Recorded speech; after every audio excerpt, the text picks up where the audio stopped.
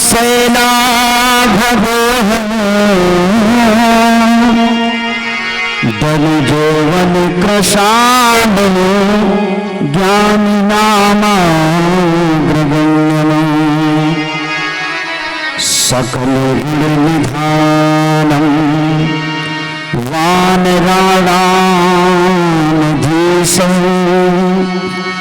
रघुपति प्रिय भक्तं वात जातं नमामि। श्री राम राम रघुनंदन राम राम श्री राम राम भरता ग्रज राम राम। श्री राम राम रणकर कस राम राम श्री राम राम शरण भव राम राम।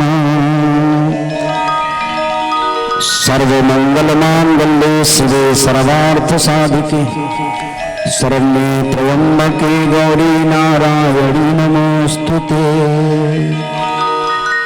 कृष्णाय वासुदेवाय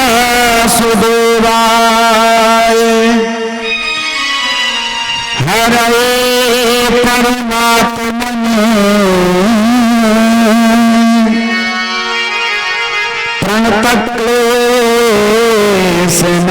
प्रणतक्लेशनाशाय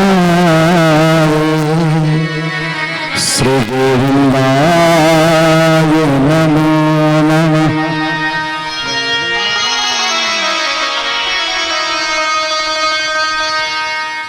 काहे भय करते हो निर्भय सदैव जाया संशय में संशय सिगरी न सही है रे। अटकी की अटक कहाँ खटकी की खटक तो है झपट जो है माया तो फिर बीच अटके है रे। सुख दुख सहे चलो पीतांबरी गहे चलो सीताराम कहे चलो तो पार लग जाए रे। राधे श्याम कहे चलो तो पार लग जाए रे। बोलो भक्तवत्सल भगवान की, हनुमान जी महाराज की, शंकर भगवान की, सियावर रामचंद्र की, सदगुरुदेव भगवान की, आदिशक्ति दुर्गा मैया की, समस्त देवी देवताओं की देवी श्री राधे परम मंगलमय परब्रह्म परमात्मा जगत निरंता जगताधार शरणागत वत्सल कृपाजन वत्सल भगवान बांके हरि रास हरि गोवर्धन हरि श्री ठाकुर जी महाराज, जिनको हम बड़े भाव से कोई बांके, कोई बिहारी, कोई मोहन, कोई मुरारी, कोई गोविंद, कोई गोपाल, कोई दामोदर आदि आदि नामों से हम लोग जानते हैं, सभी उनके पर्याय हैं।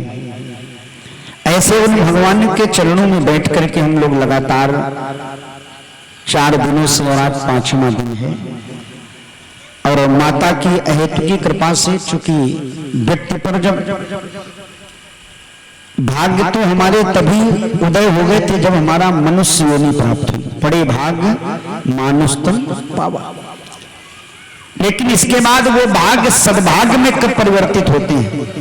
देखो, भाग्य एक अलग विषय है, फिर उसके 2 शाखाएं फूटती भाग्य से। एक भाग्य से निकलता है दुर्भाग्य और एक भाग्य से निकलता है सौभाग्य। ऐसे तो है। सौभाग्य क्या है? भाग्य तो हमारे साथ जन्म लेते ही जुड़ जाती है। जैसे ही व्यक्ति का जन्म होता है तो भाग्य उसके साथ पैदा हो जाती है, लेकिन भाग्य वो सद्भाग्य और दुर्भाग्य में उसके कर्मों के द्वारा परिणित होती है। व्यक्ति जैसा कर्म करता है वैसा ही उसका सौभाग्य और दुर्भाग्य दोनों हो जाता है। हम लोगों का ये परम सौभाग्य है। अब सौभाग्य कैसे? क्योंकि सौभाग्य कहा जाता है जब हमारा जीवन अपने लक्ष्य की ओर बढ़े। लक्ष्य माने समझते हैं? जैसे कई बार विद्यार्थी पढ़ाई कर रहा होता है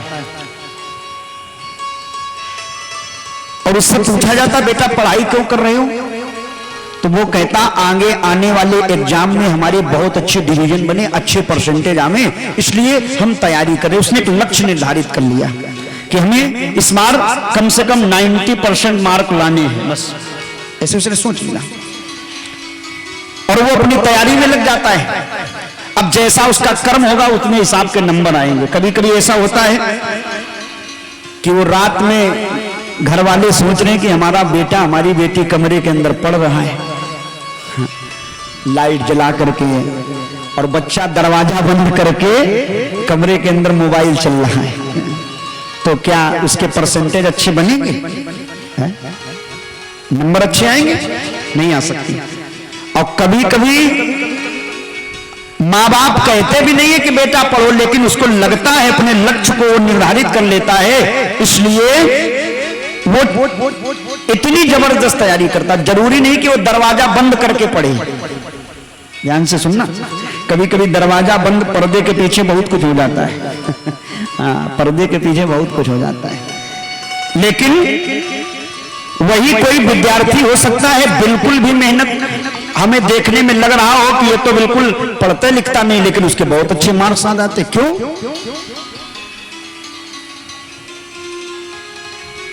क्योंकि ये उसके कर्म का प्रभाव है। वो समाज में भी रह करके कुछ न कुछ सीखा करता हो। देखो हम भी लगातार कुछ न कुछ सीखने का प्रयास करते हैं। मैं आपको बता रहा हूं अपनी बात। हम छोटे छोटे बच्चों के पास भी बैठते हैं, अपने से जो हमारे हम उम्र है उनके पास भी बैठते हैं, माताओं बहनों के पास भी बैठते हैं, वयोवृद्ध जो हमारे हैं उनके पास भी हम बैठते हैं, और सबसे कुछ न कुछ प्राप्त करते हैं। और यही जीवन है, लेते रहो लगातार, हर जगह कुछ न कुछ सीख मिलती है। अरे वारे पांडे जी, बोले भक्तवत्सल भगवान की। तो कुछ न कुछ सीखते रहते हैं लोग।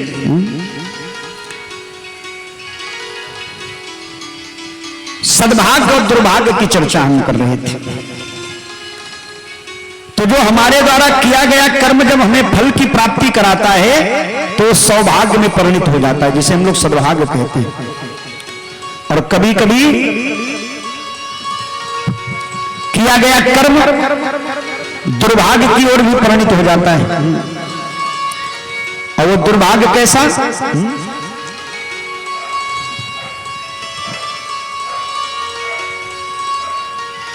दिन रात केवल अपने जीवन को ही जीने के लिए,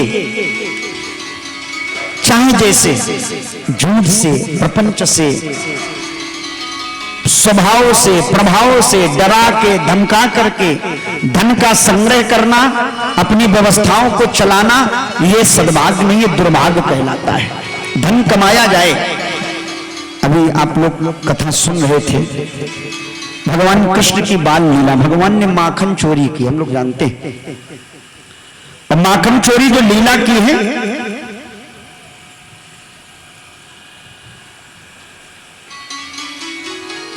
उस माखन चोरी की लीला में भगवान ने सारे ब्रजमंडल के गोप वालों को सबसे पहले भोजन कराया, बाद में खुद खाया। ये भगवान की भगवत्ता है। भगवान कहता है हमें खाने में उतना आनंद नहीं जितना खिलाने में आता है। ध्यान से सुनिएगा।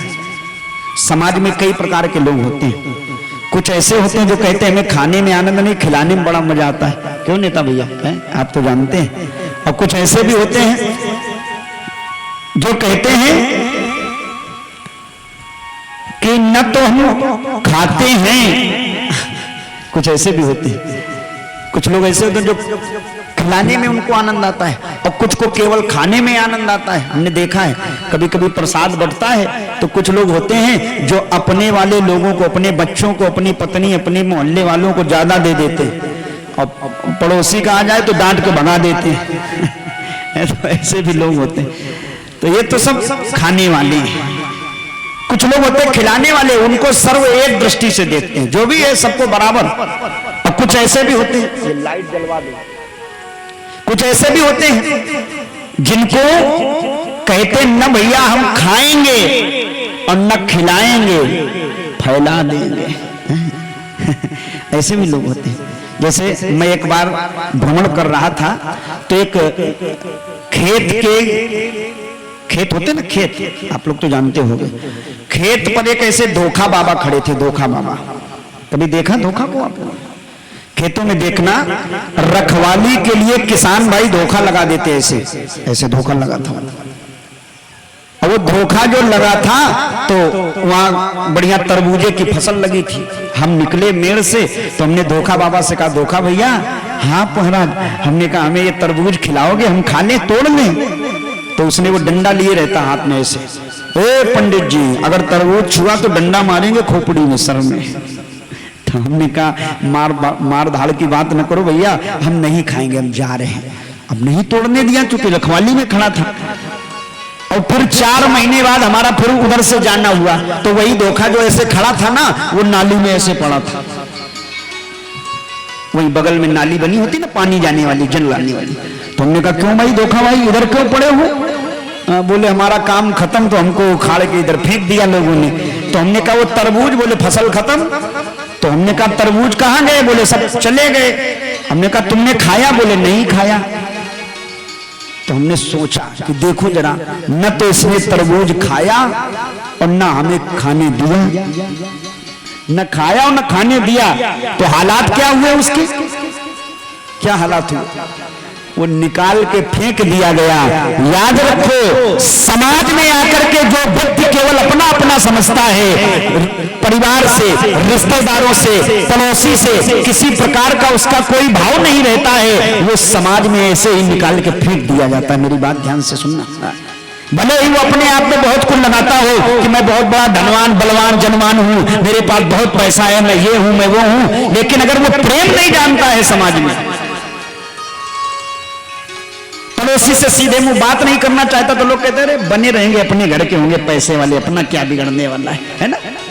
और वही लोग भले ही उसके पास धन का अभाव हो, जरूरी नहीं कि पैसे से ही सब कुछ मिले। पैसा है, ऐसा नहीं, पैसे से कुछ है लेकिन सब कुछ नहीं है।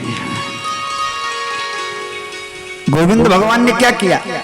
माखन चुरा करके क्या खाया? ना ना, ये तो भूल बैठे हम लोग। भगवान गोविंद ने सबसे पहले खिलाया और बाद में जो बचा वो स्वयं खाया।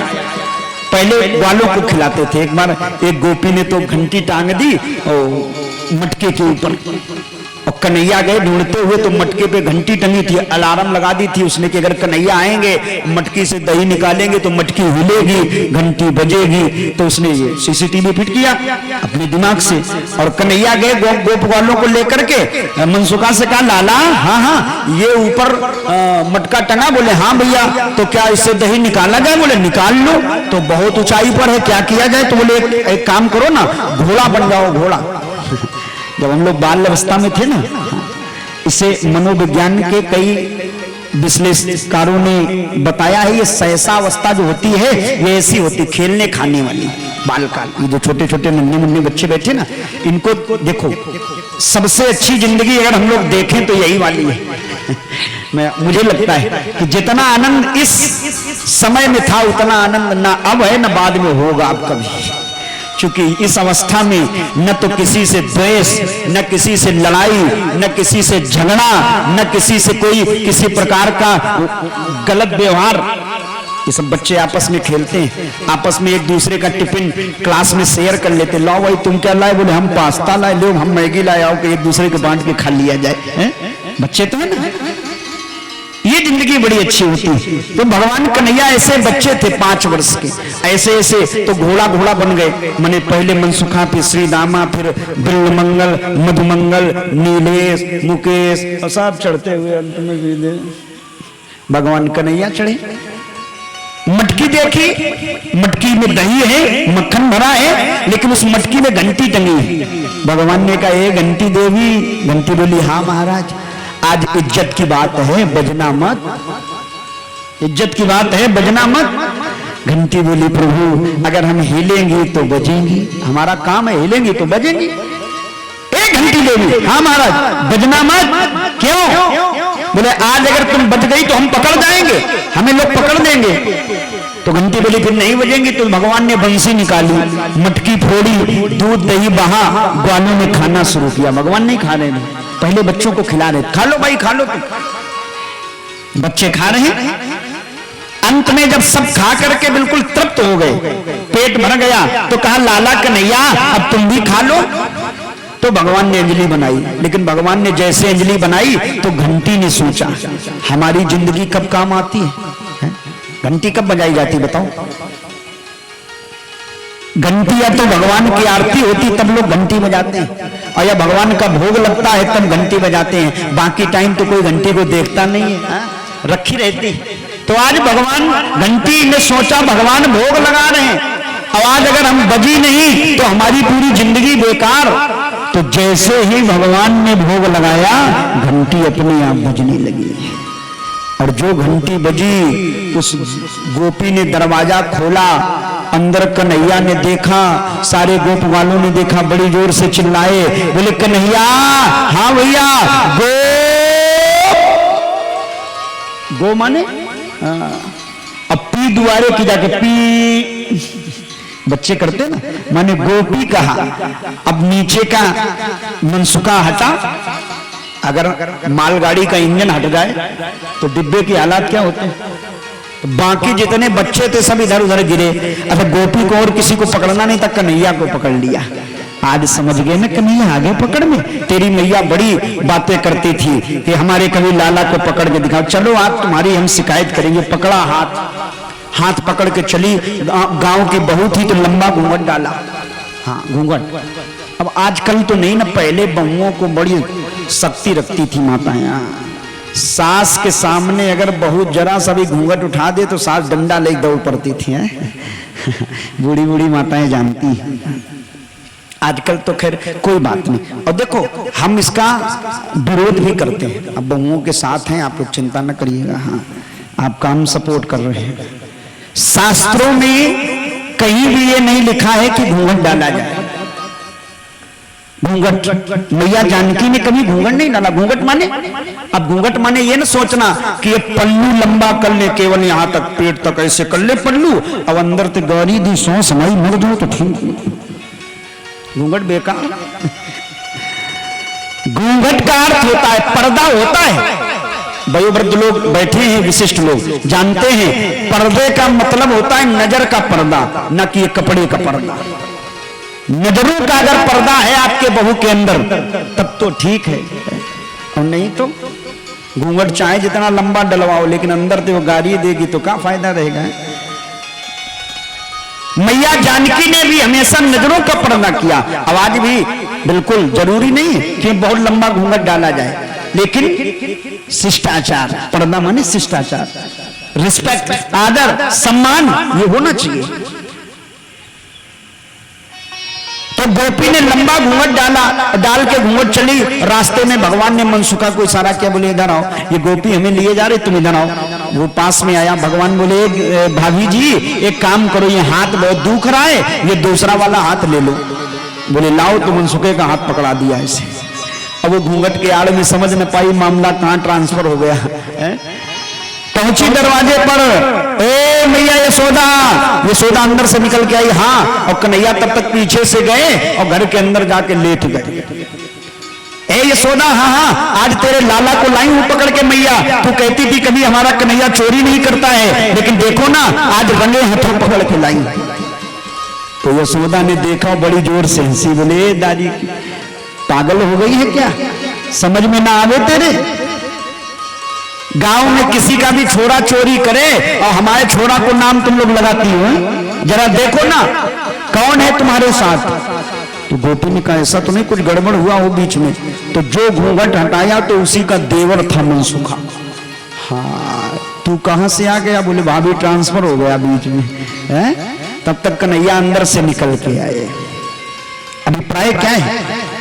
भगवान की भगवत्ता ये दर्शाती है, दुनिया में वही भगवान है जो समाज में असहाय, शोषित, गरीब, बिछड़े हुए लोग, ऐसे लोगों को जो हृदय से लगा करके चलता। मैंने एक दिन बताया था, प्रेम की गंगा बहाते चलो, ज्योत से ज्योत जलाते। तो जो ऐसे लोग हैं, ऐसे लोगों को जो हृदय लगाता है, वही तो भगवान कहलाता है। और मैं एक बात आपसे निवेदन कर रहा हूं, अच्छी लगे तो समर्थन जरूर देना आप लोग। भारत की संस्कृति क्या कहती है? कमाना और खाना, ध्यान से सुनिएगा, ये कमाना और खाना ये प्रकृति है। प्रकृति मानी नियम, ये नियम चला आया है। हर व्यक्ति कमाता था, हमारे बाबा, हमारे दादा, हमारे पिता सब कमाते खाते रहते थे, हम भी कमा खा रहे हैं, कोई बड़ी बात नहीं। तो कमाना और खाना ये प्रकृति है, दूसरे का छीन के खाना ये विकृति है। कुछ लोग ऐसे होते हैं, दरवाजे पे किसी के कोई चीज रखी उठा के भाग गए, ऐसे भी पड़ोसी होते हैं। तो कमाना खाना ये प्रकृति है, दूसरे का छीन के खाना ये विकृति है। और स्वयं कमाना और 10-5 लोगों को और खिलाना ये भारत की संस्कृति है।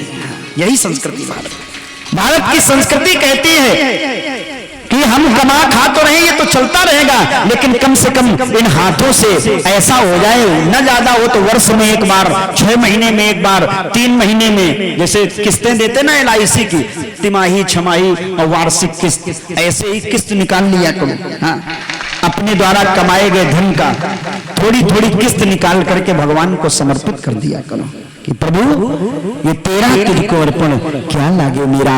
यही तो गोपियों का भाव था ना।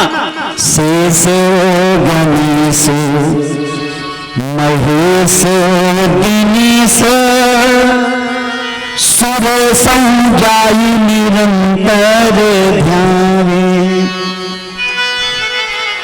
जाहे अनादि अनंत अखंड अछेद अभेद सुवेद बतावे। वही नारद से सुखदास रटे,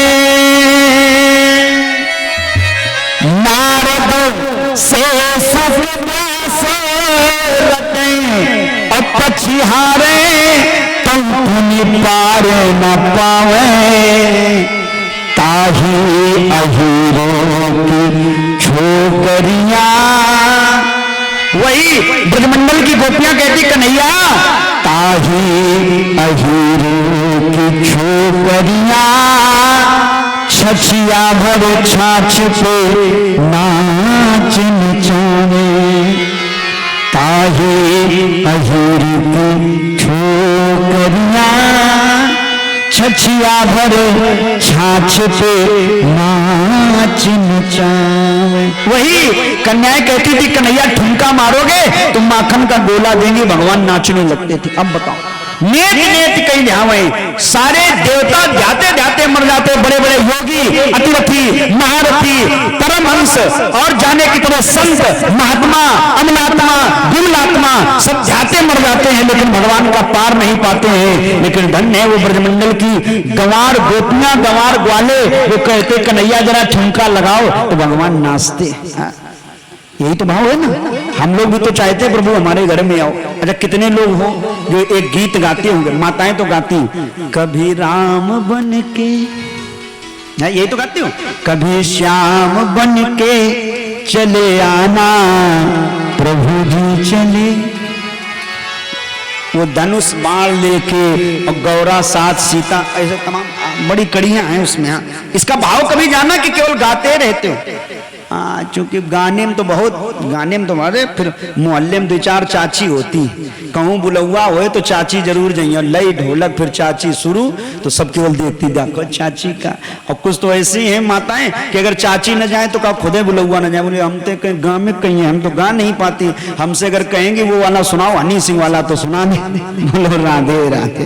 देखो ये भी बड़ी अच्छी बात है, मैं समर्थन करूंगा। यहाँ जो वयोवृद्ध माताएं बहनें बैठी हैं, ये जो गीत आपके हैं ना, ये बड़े भाव के, और भाव की ही पूजा है।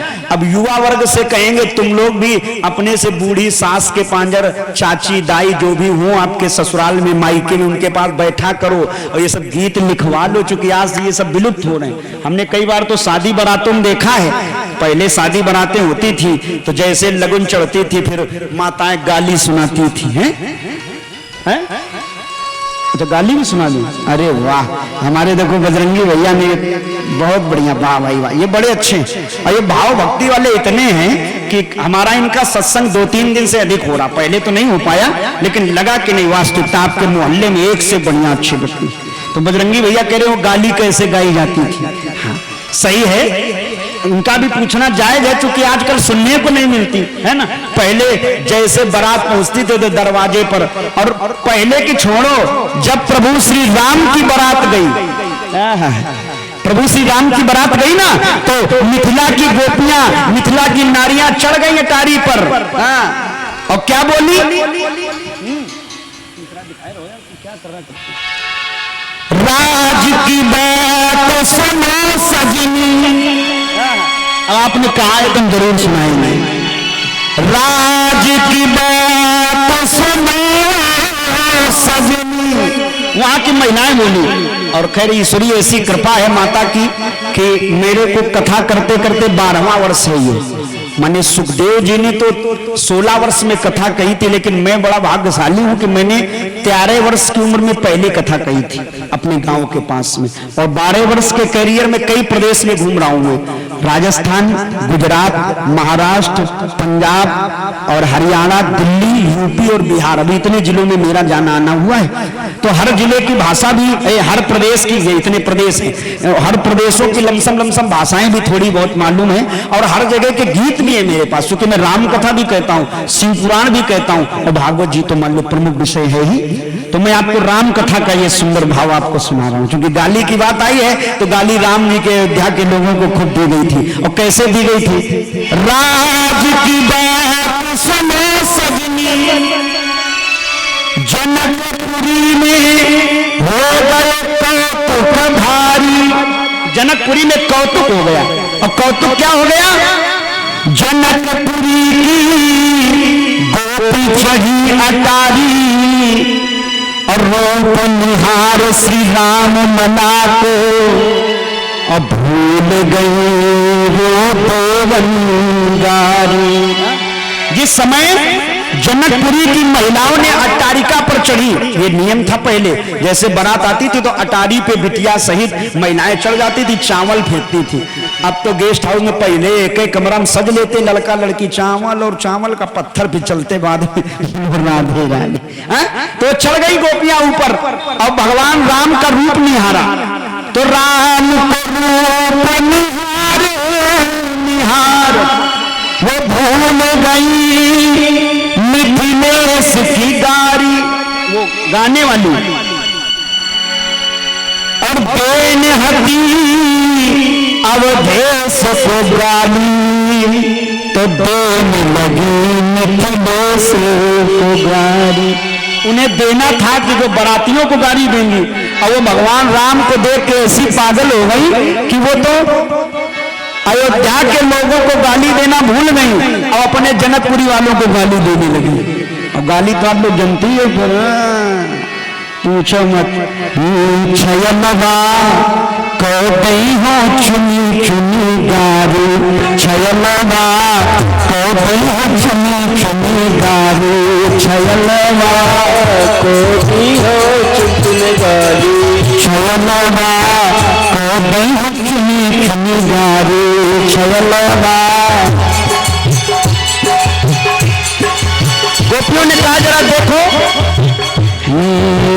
चुन चुन गारी, हाँ चुन चुन गारी, चुन चुन गारी, हाँ चुन चुन गारी, चुन चुन गारी, चुन चुन गारी, चुन गारी, हाँ चुन चुन गारी, छयलवा कहते हैं चुन चुन गारी, छयलवा कहते हैं चुन चुन गारी।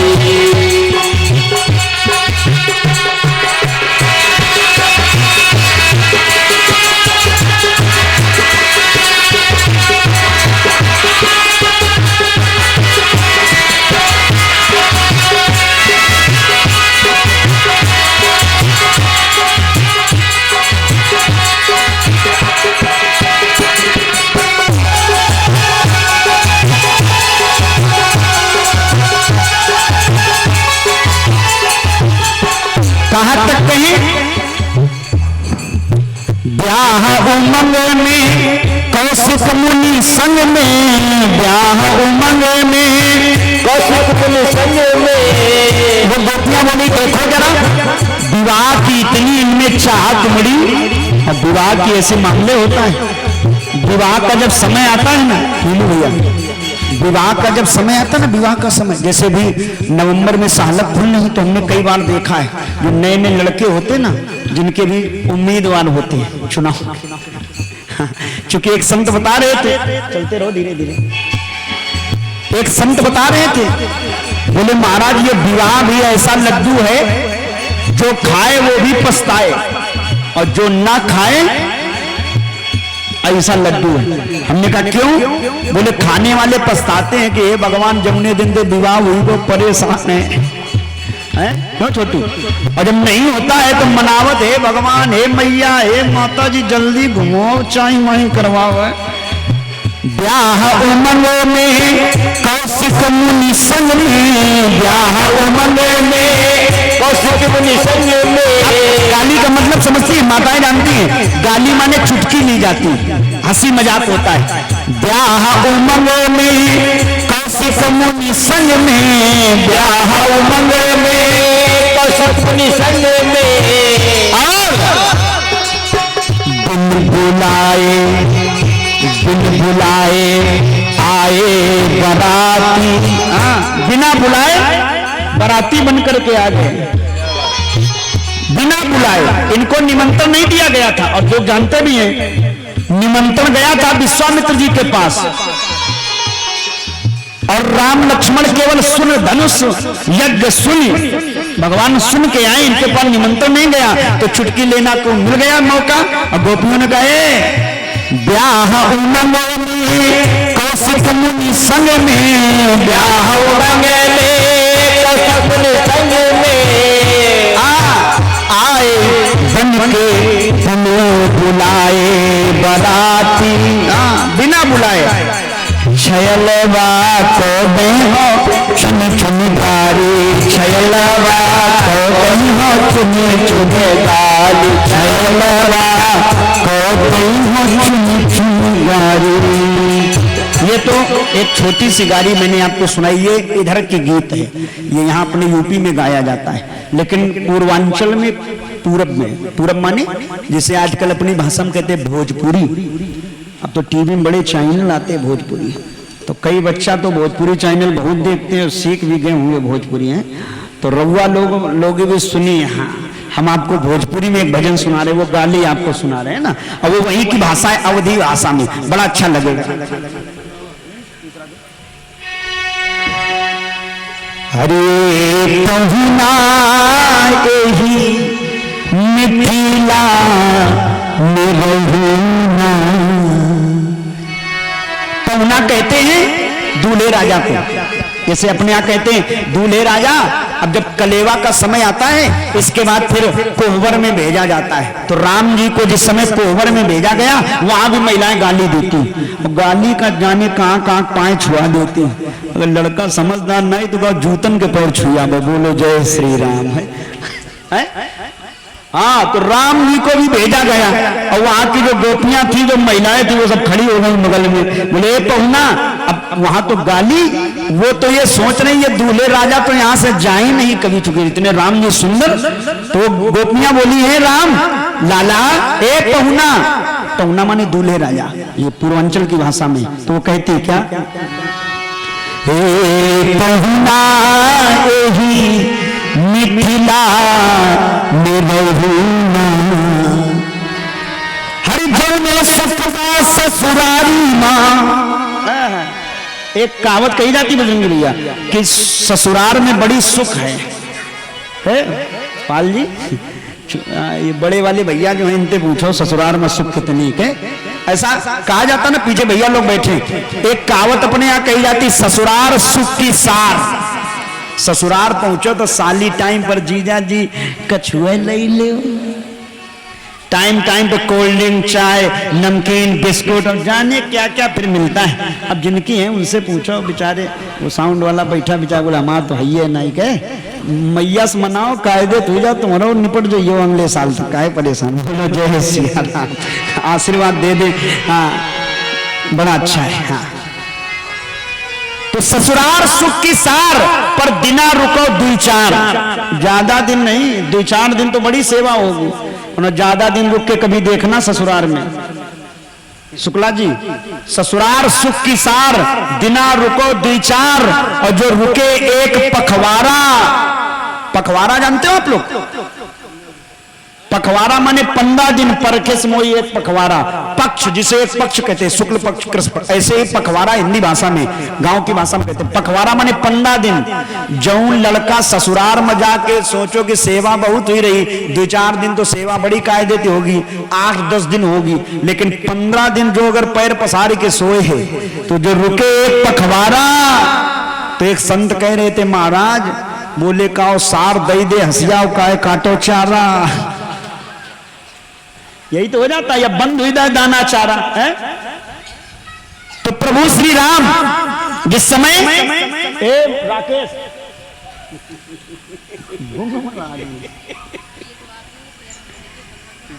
बोले भक्तवत्सल भगवान की। हाँ, सुनना जरा आप लोग ध्यान से। तीसरा दिखाओ। अरे पहुना भोजपुरी में मैं आपको सुना रहा हूं। ए पहुना मिथिला में रहूना, ए पहुना यही मिथिला में ठहरब कि ना ठहरब? अरे जौने सुखदा ससुरारी माँ, जौने सुखदा ससुरारी माँ, तौने सुखदा कहना। यार क्या बजा रहे थे? ए पहुना एही मिथिला में रहना, ए पहुना एही मिथिला में रहना, ए पहुना।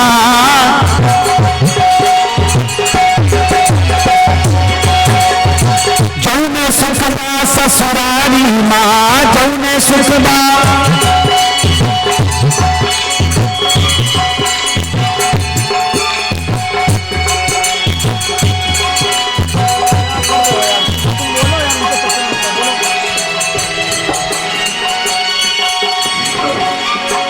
पहुना एही मिथिला में रहना, पहुना एही मिथिला में रहना।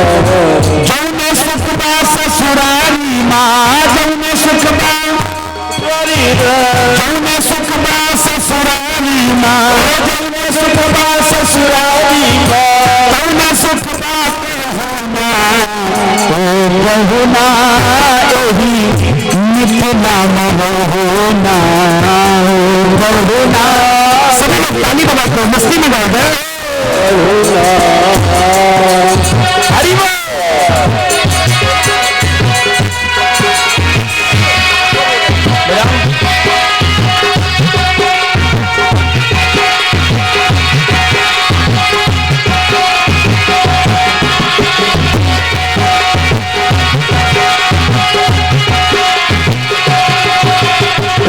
सवेरे तन मल के इतर उत्तर से हनवाए वो रोज सवेरे नयन के उत्तर से हनवाए।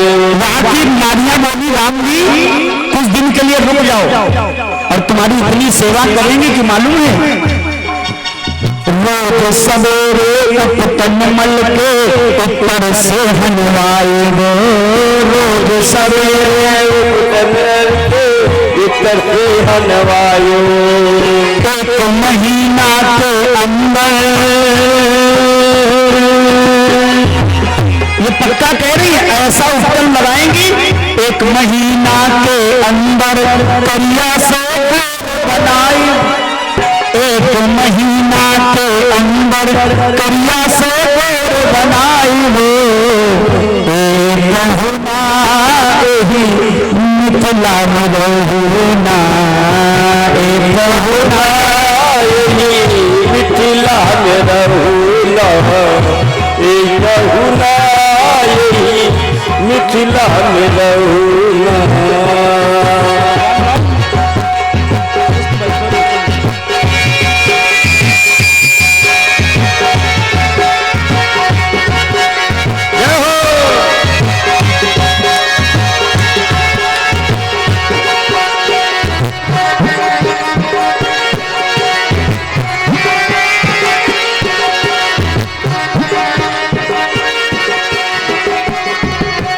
हे प्रभु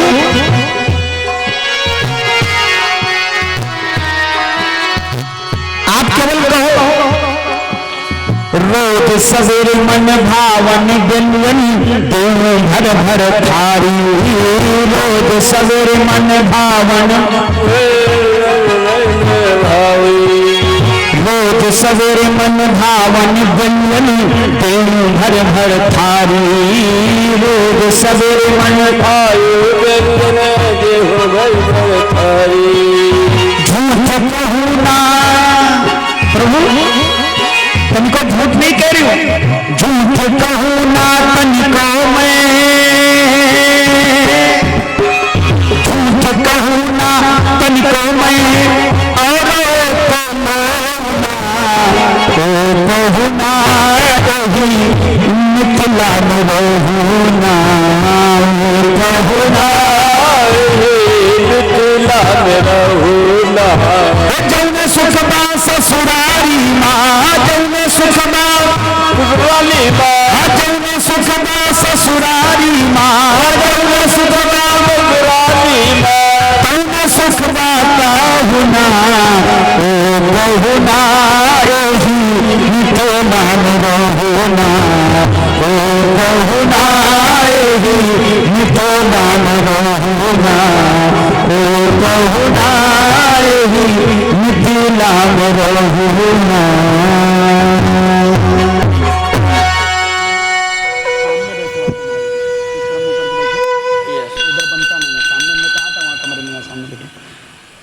बोले भक्तवत्सल भगवान की तो शेष गणेश महेश दिनेश सुरे संध्याय निरंतर ध्याने। वही भगवान कन्हैया जिनको बड़े बड़े देवता ध्याते हुए मर जाते हैं लेकिन वही ताही की छोकरियां छछिया भर छाछ पे नाचे नचान। वही अहिरों की कन्याएं कहती है गोपियां कहती कन्हैया जरा नाच के दिखाओ ठुमका लगाओ तुम नाचते बहुत बढ़िया देखो नाचोगे ना जितने ठुमका लगाओगे उतने माखन के गोला देंगे। तो भगवान भक्तों के ऐसा कहने पर नाचने लगते हैं।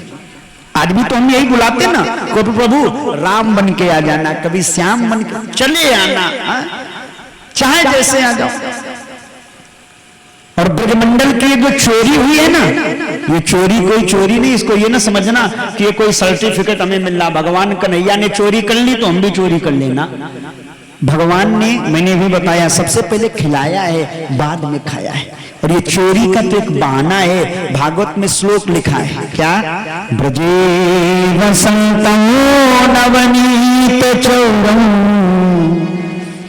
गोपांगनानां क्षजतूल चौरम।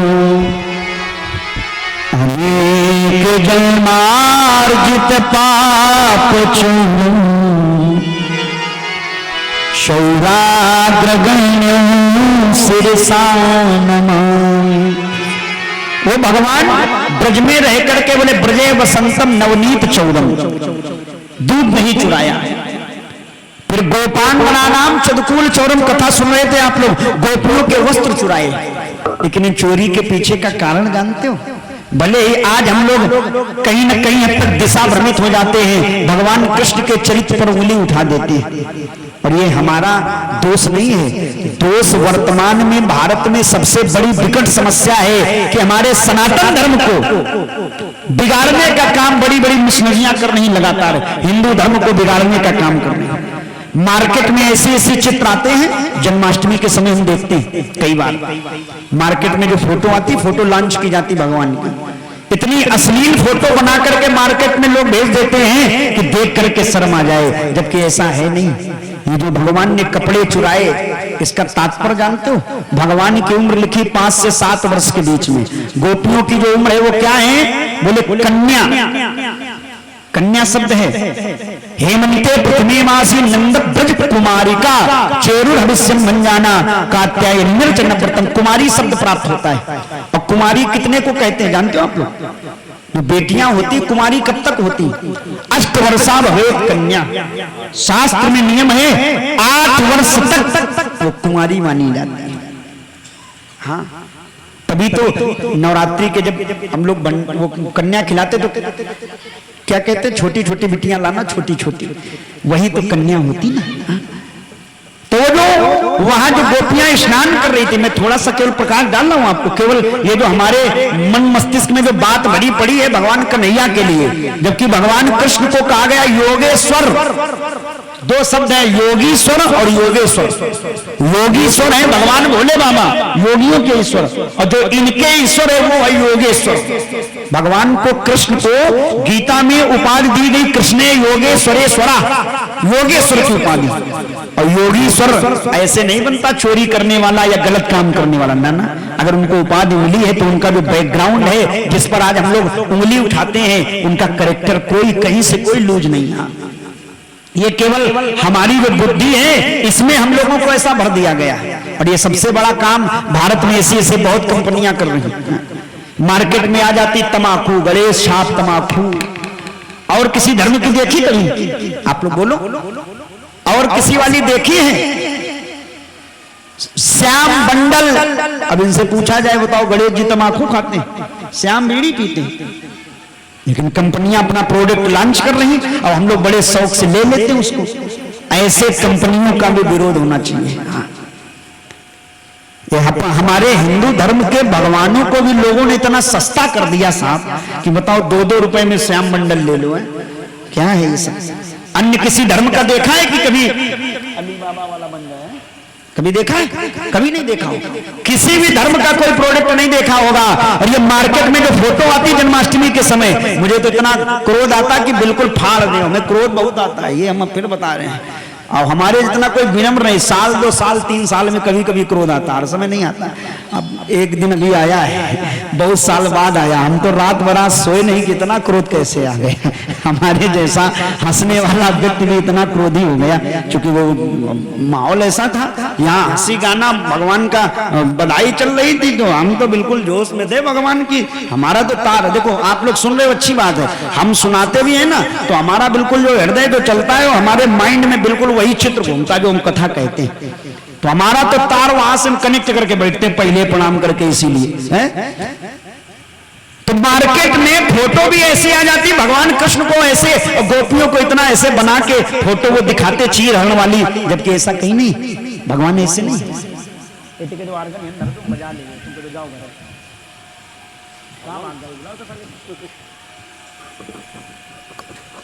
बोले भक्तवत्सल भगवान की। जाओ बुलाओ, देखो कहाँ इसको छुट्टी जा तो तुम होगा। हाँ, तो गोपियां कहती हैं श्याम, जिस दिन तुम माखन चुराने आते हो ना, ये माखन चोरी लीला भी तुम्हारी हमारे घर में जब आ जाते हो ना, किसी बहाने से खा जाते हो, चाहे वो चुरा के खा जाए। और सबसे बड़ा लाभ तो ये होता है जिस दिन आप भोग लगा जाते हो ना, मार्केट में जब उसे हम बेचने जाते हैं तो उसका दाम बढ़ जाता है। और तो और कन्हैया जिस दिन तुम भोग लगा के जाते हो ना, उस दिन हमारे घर का सारा दुख दरिद्र चला जाता। मैंने कहा ब्रजे वसंतम नवनीत चौरम गोपांगना नाम छदपूर्ण चौरम। भगवान ये सब चोरी करके अनेक जन्मार्जित पाप चौरम, अनेक जन्मों के पाप भी चुरा लेते थे। केवल गोपियों का ताना तो उलाना एक बहाना है, कृष्ण पद कमलों में मन को लगाना है। किसी भी भाव से देखो, भगवान में मन लगे। हम तो कहते हैं आप प्रेम से मन लगाओ, बहुत अच्छी बात है। नहीं प्रेम से लगा सकते हो तो भगवान से गुस्सा में मन लगा लिया। हाँ भाई, भाव से, प्रभाव से, स्वभाव से, कुभाव से, चाहे जैसे भजो, लाभ करता। जैसे टेबलेट खाते हो, टेबलेट अब डॉक्टर ने दवा दी, बहुत छोटा फार्मूला में एग्जांपल दे रहा हूं आपको, ध्यान देना, उदाहरण है ये बहुत छोटा। डॉक्टर टेबलेट देता है और कुछ लोग ऐसे हैं जो ऐसे मुट्ठी भर के भी टेबलेट खा जाते हैं, उनको कोई दिक्कत नहीं। और कुछ लोग ऐसे भी बैठे होंगे, एक टिकिया खाने से पहले 4 बार गुड़ खाते हैं, तब टेबलेट खाते, चीनी खाते, इतना डर लगता है? लेकिन अगर टेबलेट खाओगे तो लाभ करेगी या हानि करेगी, ये उसका स्वभाव है। दवा खाने पर अच्छी होगी तो शरीर को लाभ देगी, और अगर एक्सपायरी डेट वाली होगी तो रिएक्शन करेगी, लेकिन दवा असर करेगी। ऐसे ही हम चाहे जैसे भगवान को भजे, भाव से भजे कि जय माता दी, जय माता दी, लाभ मिलेगा। कुछ लोग स्वभाव से भजते हैं, उनको चलते फिरते, सोते जगते, उठते बैठते, खाते पीते, खेलते कूदते, हर समय भगवान का नाम। कोई बात करते हैं तो नारायण, सीताराम, जैसे हम लोगों की भाषा में है ना। और कुछ लोग प्रभाव से जपते हैं। प्रभाव माने समझ रहे हो? लाइव का फोकस कहां जा रहा है? इसको लाइव को हमारी तरफ करो जाकर के। तुम लोग पता नहीं बैठ के देखते क्या।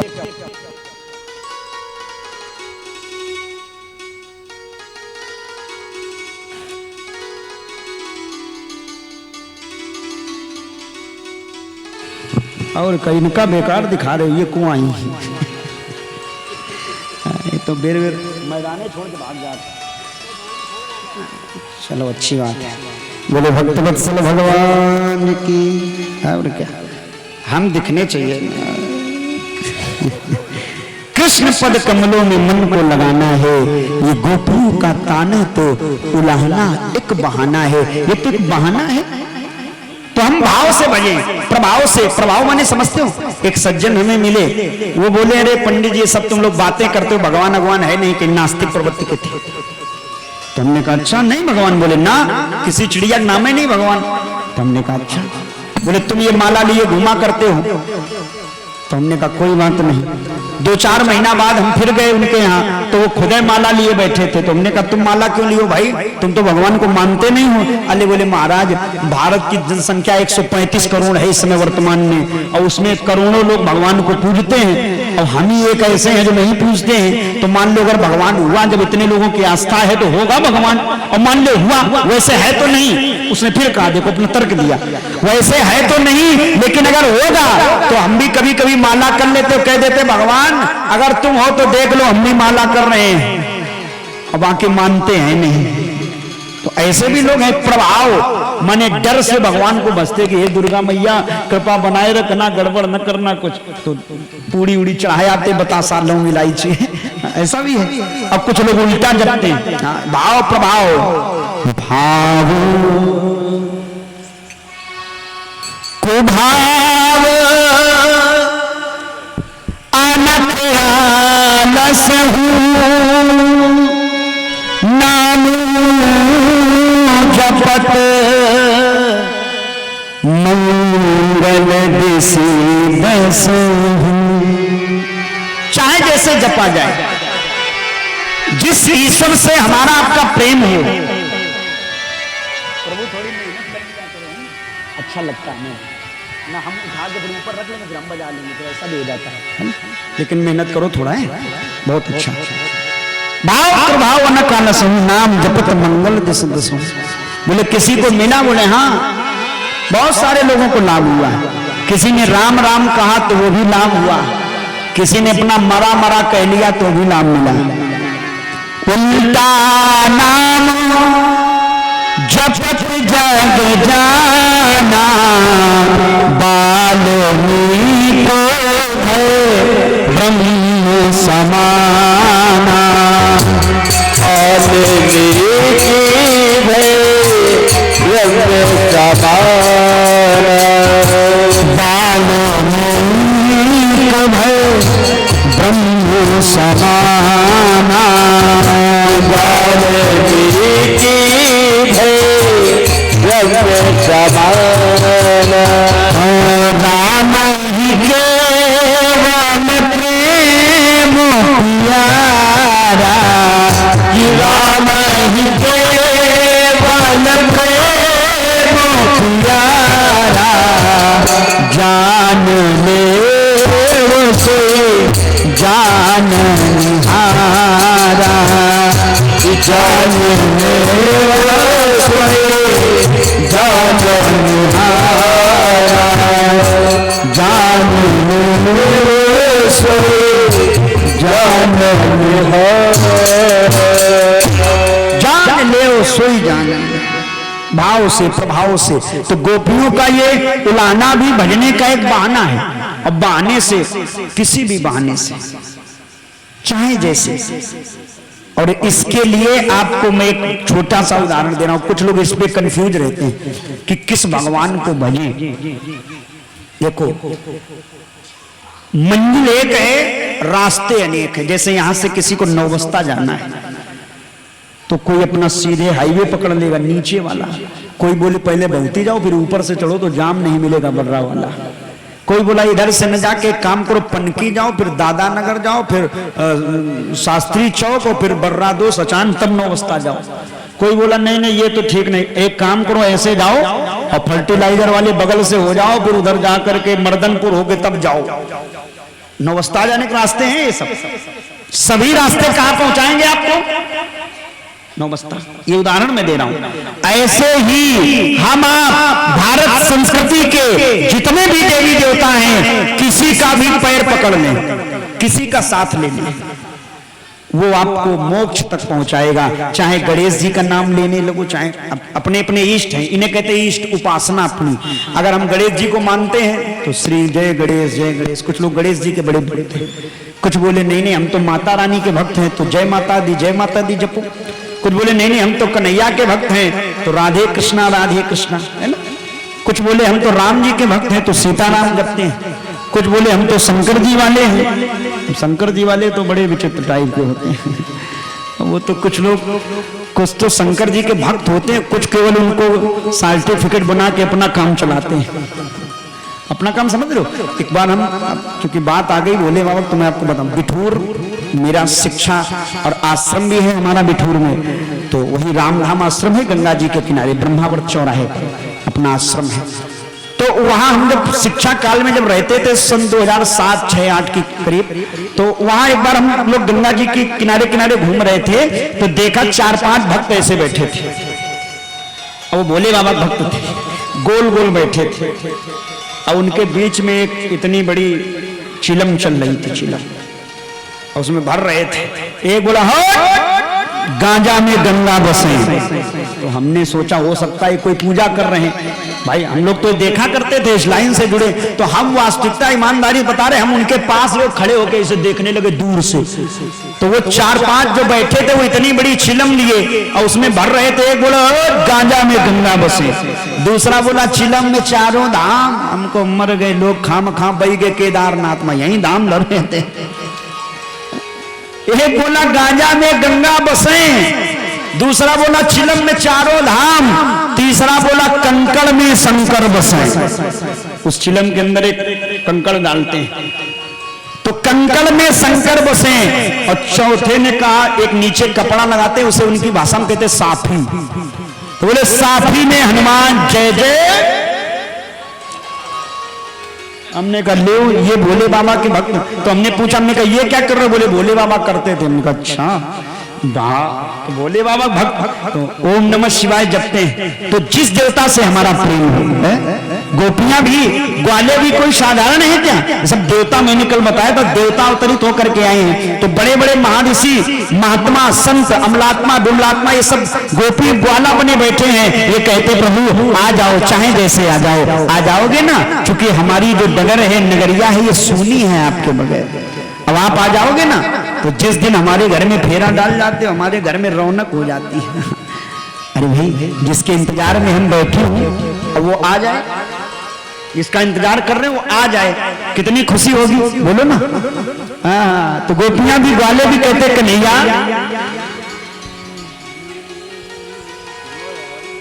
सुनी है गोकुल नगरिया, एक कन्हैया सुनी है गोकुल नगरिया, आजा आजा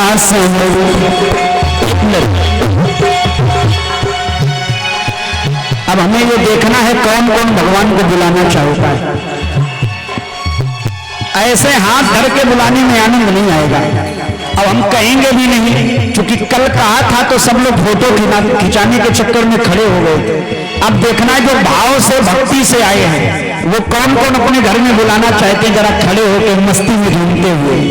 सुनी है, सुनी है, सुनी है गोकुल नगरिया, आजा आजा संवरिया, सुनी है गोकुल नगरिया, आजा आजा संवरिया, आजा आजा संवरिया, आजा आजा संवरिया, आजा आजा कांवरिया, आजा आजा कांवरिया, आजा आजा संवरिया, आजा आजा संवरिया, आजा आजा कांवरिया, आजा आजा कांवरिया, आजा आजा संवरिया, आजा आजा संवरिया, आजा आजा कांवरिया, आजा आजा कांवरिया।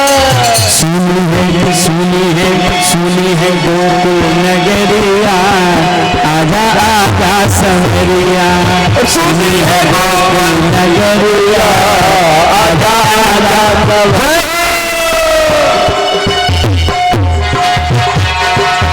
हरि बोल।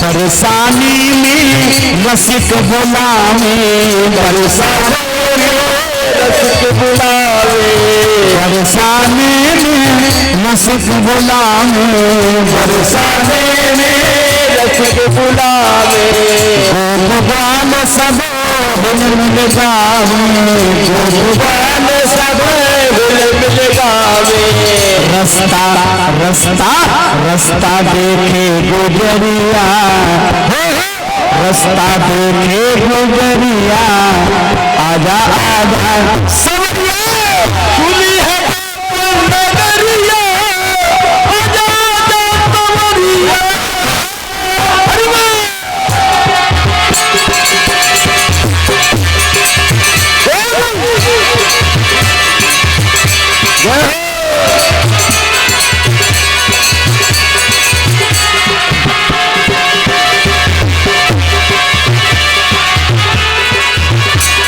हरि बोल।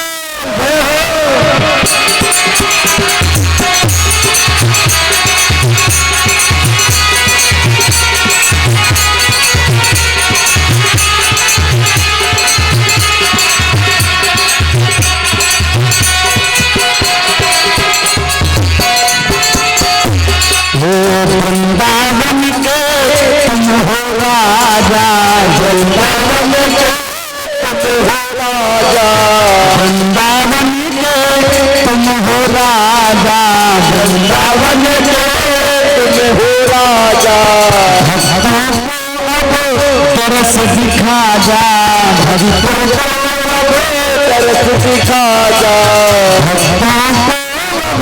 तरस दिखा जा, भक्तों को तरस सिखा जा, आके आके आके बजा जा मुरलिया, आके बजा जा मुरलिया, आजा आजा समरिया, सुनी है नगरिया, आजा आजा समरिया।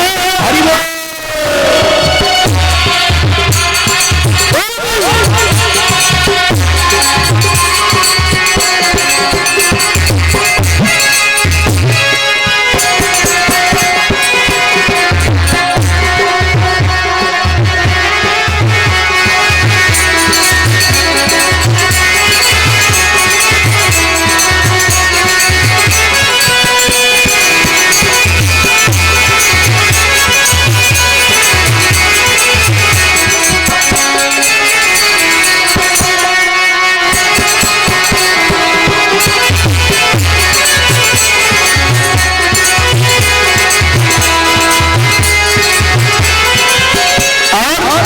सराय में सब भक्त बुलावे, सराय में सब भक्त बुलावे, हम सब भक्त झूम झूम गावे, हम सब भक्त झूम झूम गावे।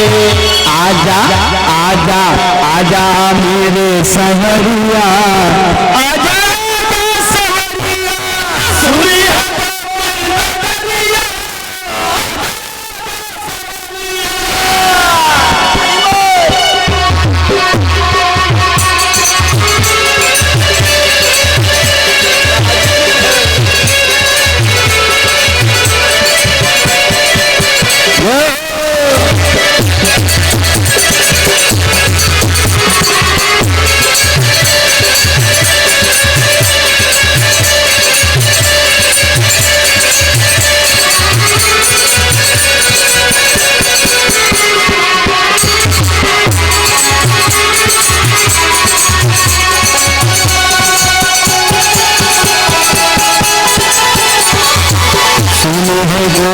नगरिया, आजा आजा समरिया, सुनी है गोकुल नगरिया, आजा आजा समरिया, आजा आजा समरिया, आजा राजा, आजा राजा समरिया, आजा राजा, आजा राजा समरिया, आजा राजा समरिया।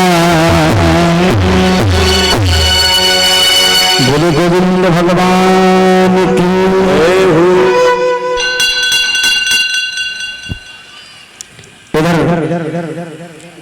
आगे चल करके गिरिराज जी का पूजन हुआ है। ब्रजमंडल के लोगों ने दीपावली का त्योहार मनाया। जरा सुनने की बात है, बड़े शांति का सहयोग करेंगे सब लोग, है ना। ब्रजमंडल के सभी लोगों ने दीपावली का त्योहार मनाया, दीपदान किए, यमुना में जाकर के अपने दरवाजे पर घी के दीपक जलाए सबने। और दीपावली के त्योहार के बाद दूसरे दिन प्रतिपदा थी, जिसे अपनी भाषा में परेवा लोग कहते हैं। उस प्रतिपदा के दिन ब्रजमंडल के सभी लोग भगवान इंद्रदेव की पूजा करते थे। किसकी? इंद्रदेव। भगवान कृष्ण सुबह सुबह सोकर के जगे तो माता यशोदा के पास गए। मैया यशोदा सुबह स्नान ध्यान करके और सुंदर वस्त्रों को धारण करके कढ़ाई में घी डाल करके मालपुआ बना रही थी, देसी घी। और जैसे ही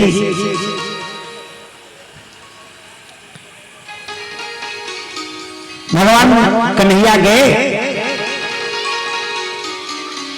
मैया के गोदी में जाकर के बैठे, कहा माँ ये क्या कर रही हो माँ? तो जो मैया ने जो साड़ी का जो पल्लू जो डाल रखा था, वो जैसे ही कन्हैया बैठे तो साड़ी का पल्लू नीचे सरक के आ गया। और जो ही नीचे सरक के आया तो मैया ने तुरंत पल्लू संभाला और लाला को दूर किया। ए लाला, हाँ मैया शांत बैठो, देख रही हो हम यहाँ कढ़ाई पे बैठे हैं, हमसे ज्यादा बातचीत न करो। तो ये महिलाओं का स्वभाव होता है, कढ़ाई के पास जब बैठी हूं, पूड़ी कचौड़ी बन रहा हो या कोई भी वस्तु बन रही हो तो ज्यादा बातचीत नहीं करते लोग। क्यों भाई? अरे एक बार हमने अपनी अम्मा से पूछा था, हमने कहा क्यों अम्मा, जब कढ़ाई के पास आप बैठते तो बोलती काहे नहीं हो? तो अम्मा बोली बउआ कढ़ाई के पास बैठ के अगर बोलो तो काओ तेल काओ ज्यादा काओ लग जाए, चिकनाई ज्यादा लग जाती है। तो हमने कहा अच्छा ऐसा भी है क्या? ऐसे ही है। अच्छा और कुछ लगे ना, बोले कचौड़ी फट जाती है। अच्छा कचौड़ी न फटे लेकिन एक वो और चीज बनती है देखो, ऐसा ऐसा कि वैसा क्या है, ऐसा है हाँ, ऐसा वाला हाँ। वो जब बनता है तो पूरे कमरा बंद कर दिए जाते हैं, कोई काम मतलब जो ऐसे कर ले हाँ माथा स्वभाव है। अच्छा इसका मतलब ये ना समझना कि पूरी कचौड़ी फट जाती है तेल ज्यादा लगता है ना, इसका कुछ प्राकृतिक लक्षण देखा आपने? ये तो हमारे बड़े बूढ़ों ने एक प्रचलन बना दिया कि जिसके द्वारा कढ़ाई के पास बैठने वाली महिला या व्यक्ति अधिक बोले ना, सर को ढक के रखे, ये नियम है। आज भी जब कोई कढ़ाई के पास बैठता तो सर पे जरूर पल्लू कर लेती महिला। ऐसा क्यों? इसका केवल ये कारण न जानना कि चिकनाई ज्यादा लगेगी ना, इसके पीछे कारण है। वो कारण ये है शास्त्रों में निहित है, आहार शुद्धो सत्य शुद्धो सत्य शुद्धो ध्रुवा स्मृति। व्यक्ति का जैसा भोजन होता है वैसा ही उसका दिमाग काम करता है, जैसा भोजन वैसे भजन, जैसा अन्न वैसा मन, नियम कहता है। इसलिए भोजन बनाने वाले को खाने वाले को बड़ी सावधानी बरतने की जरूरत है, क्योंकि परसत मन मैला करे सो मैदा जर जाए। भोजन करने वाले को चाहिए, भोजन कराने वाले को बड़े सावधानी से बनावे और खिलावे भी तो प्यार से। हाँ। कई बार हम देखते रिश्तेदार आ गए, अब भोजन बना तो दिया गया और 4 पूड़ी की जगह जहां 5, 6, 7 वहीं, तो अंदर ते सुस्ती बहुत खाद चला जा रहा। क्या बात, भूखे चला आया, कमर भूखे है बिल्कुल है हाँ। ऐसा है कि मैं इसलिए आपको बता रहा हूं भोजन बनाते समय ये जो पल्लू डालते हैं आप लोग बोलते नहीं, क्यों? क्योंकि बोलते समय मुंह से थूक निकलता है। ध्यान से सुनिएगा, बहुत मैं आपको ये टर्निंग पॉइंट दे रहा हूं आज का। हाँ, भोजन बनाते समय व्यक्ति के मुंह से थूक निकलता है, और वो निकला हुआ थूक अगर गिर गया कढ़ाई में तो भोजन जूठा हो गया। ऐसे ही तो है परीक्षित जी। अगर मान लो भोजन बनाते समय ज्यादा बोले, इसीलिए माताएं बोलती नहीं, अब बोलना भी पड़े तो बहुत सी बूढ़ी बूढ़ी माताओं को हमने आज भी देखा है, मुंह में ऐसे पल्लू का ऐसे लगा लेंगी तब बोलेंगी। मतलब तो कोई कोरोना तो चल नहीं रहा वहां, ऐसे लगा रहे हैं, लेकिन इसका लगाने का मतलब अगर बोलते समय थूक भी निकले तो कढ़ाई में न गिरे।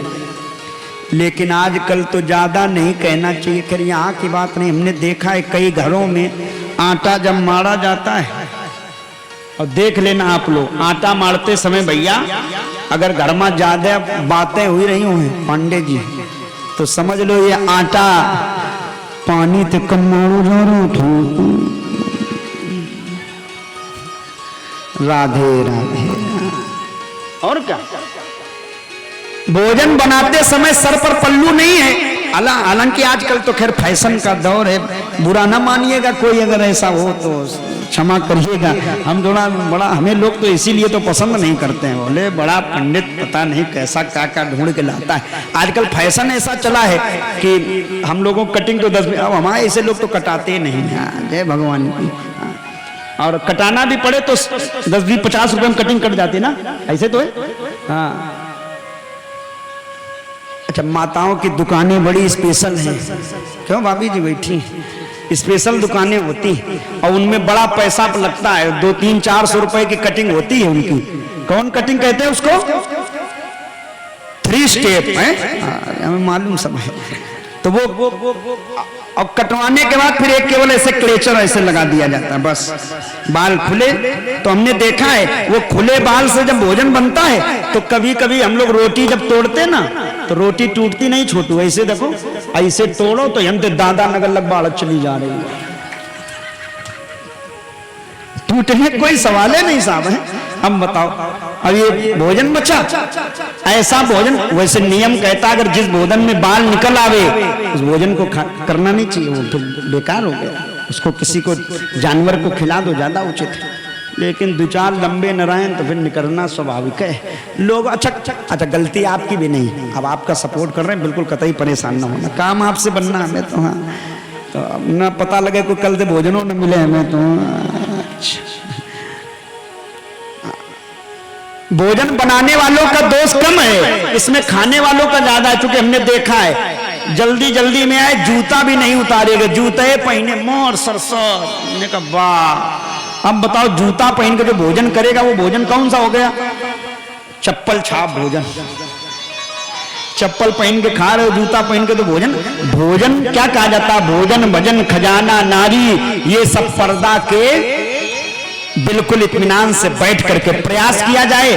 कच्चा भोजन तो जमीन पर ही बैठ करके करें, नहीं कर सकते हैं तो कोई लकड़े की काठ की वस्तु हो, जैसे हम लोग कुर्सी का भी प्रयोग कर लेते, कोई बात नहीं। लेकिन ये नहीं कि चारपाई पे बैठ के भोजन हो जाए। वैसे चारपाई पर भोजन केवल रोगी और बच्चों के लिए बताया गया, उनके लिए तो छूट होती है, हम लोगों के लिए नहीं। चारपाई पे तो कच्चा भोजन कभी मत करिए। पूरी सब्जी तो खैर चल जाएगी कि चलो वो पक्का भोजन है, जूता चप्पल पहन के चूंकि बफर में जाना है तो खाना पड़ेगा। हम नहीं खाते तो अलग बात है, लेकिन आप लोग तो खाते होंगे। हम तो कहीं शादी बारात में जाते लेकिन खाते नहीं, नियम है अपना, कुछ है कुछ ऐसा। तो भोजन से ही सारी प्रवृत्ति बनती व्यक्ति की। तो भोजन करने वालों को भी चाहिए बिल्कुल शांति के। देखो सतम विहाय भोक्तव्यम, 100 काम छोड़ के भोजन करना चाहिए। हाँ, क्योंकि भोजन से ही शरीर चलेगा और कलयुग में शरीर केवल अन्नमय कोश अन्न से ही चलना है। तो प्रयास करो, आज से अगर ऐसा आप करती हैं करते हैं तो प्रयास करना, थोड़ा इस कथा का कुछ ले जाओ अंश, कुछ बदलाव हो जाए ना। इसलिए तो भागवत हो रही कि केवल देवी जी गा गई, पंडित जी गा गए, हम लोगों ने आनंद ले लिया, बस इसके लिए ना। बदलाव कर लो। जब भी भोजन बनाओ तो प्रयास करो चप्पल पहन के न बनाओ, और जब खाओ तो जूता पहन के चप्पल पहन के उतार के। देखो आप लोग भी घर में टाइल्स वगैरह लगे, सर्दी आ रही, एक बहन जी तो हमें दिल्ली में मिली, उनके घर जब भोजन करने गए तो चप्पल पहन के भोजन बना रही थी। तो हमने कहा बहन जी ये चप्पल उतार दो। अरे बोले गुरु जी तुम भी कहाँ जमाने में जी रहे हो, हमारे घर में 5 जोड़ी चप्पल है, बाथरूम की अलग, वेटिंग रूम की अलग, स्लीपिंग रूम की अलग, जाने वाली अलग और किचन की अलग। बोले बहुत शुद्ध है, बिल्कुल पवित्र है। हमने कहा वाह। तो हमने कहा एक काम करो, थरिया आज थरिया में ना भोजन करो, ये चप्पलन पर रोटी धर के खा लो। अब ये किचन की है ना। तो बोले वो बहुत पंडित बहुत अखड़ी। तो हमने कहा क्या करोगे, चप्पल पहन के न बनाओ भोजन, प्रयास करो। देखो भले ही वो चप्पल होती, हर साफ वस्तु शुद्ध नहीं होती, ये और याद रखना।